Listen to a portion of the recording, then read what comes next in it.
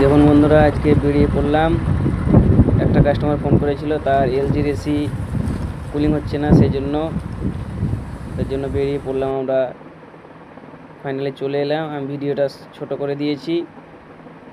কভারটা লাগানোর পর মেশিনটা চালু করে দেখে নিলাম জলটা আসছে কিনা। প্রেসারটা চেক করার পর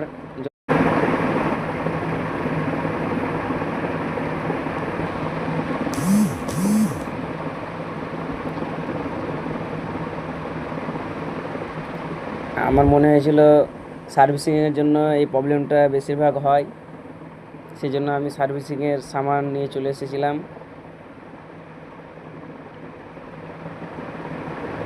আমাদের হয়ে গেল সার্ভিসিং হওয়ার পর একটা স্প্রে, এসিতে কোনো গন্ধ থাকলে, ব্যাড স্মেল যেটা বলছে, ওটা দূর হয়ে যাবে। সেই জন্য এসির ফর্মটা আমি এনেছিলাম। কভারটা খুলে নেব। কভারটা খোলার পর চেক করে নিচ্ছি পিসিবি বোর্ডে জল ঢুকেছে কিনা।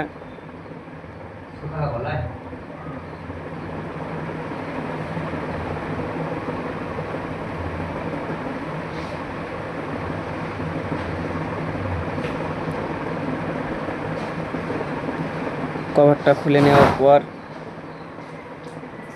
রেখে দিলাম। ফর্মটা মেরে দিলাম এসিতে।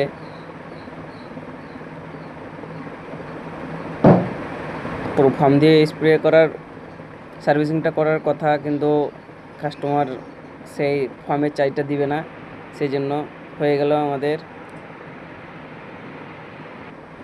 কমপ্লিট। চলে এলাম আউটডোরে।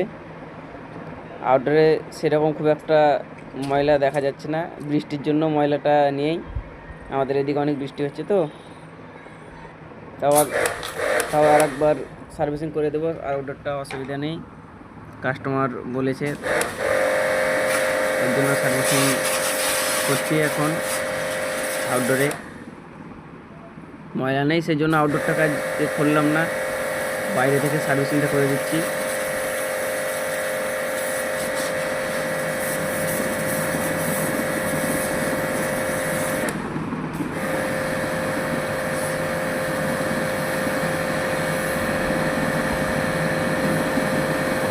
আজকে ভিডিওটা খুব ভালো হবে না, আজকে আমার হেল্পারটা আজকে আসেনি, আমি একা এসেছি।